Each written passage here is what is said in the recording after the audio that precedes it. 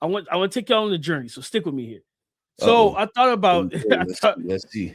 I thought about where he could, like, if I said, all right, like watching the last one, I was like thinking about him as an outside receiver and how he could be successful. It's the nuance, the details, savviness, all of that, right?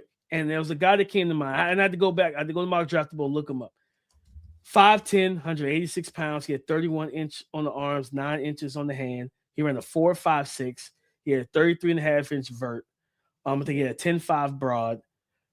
We don't have 3 cones for Makai and everything like that. Mm-hmm. And that was Antonio Brown, Keith. And the reason why that came to mind, because I was like, Antonio Brown wasn't this other world athlete. He didn't have the longest arms. He was himself an outlier. And I remember watching him at Central Michigan.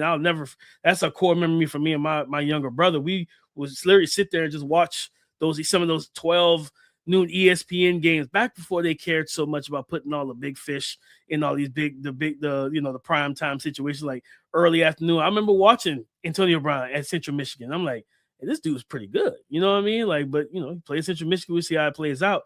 But when you watch Antonio Brown, he's probably one of the more nuanced wide receivers that we've seen come into the NFL.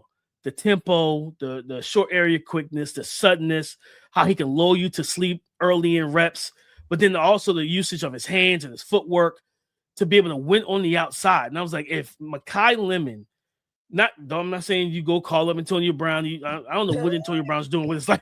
I'm not saying you do that. DP, you got to flush this thought out. I ain't saying you go call Antonio Brown and you try to follow that footstep. What I would say is study from afar, watch the film, work, hit the practice field, work on the game, because that's what allowed Antonio Brown to live on the outside. Because Keith, be honest, if Antonio Brown came out today, people would probably look at him like Makai and say, let's put him in the nickel. Let's put him in the slot, right? Antonio Brown was great after the catch. He was a good vertical receiver. They even threw back shoulder fades to this dude. You know what I mean? Mm-hmm. That connection between him and Big Ben was otherworldly when in his prime. So I just, again, Amari St. Brown is my initial comp, but I'm like, if he were to develop fully on the outside, could he be an Antonio Brown type of player where he breaks he's a true outlier. He's not going to match up speed, size, length, wingspan, but somehow he still is able to get it done. That DP, I have to be honest with you, bro. You came off the top rope with that one. I was not expecting Antonio Brown. I was trying to think of all different wide receivers.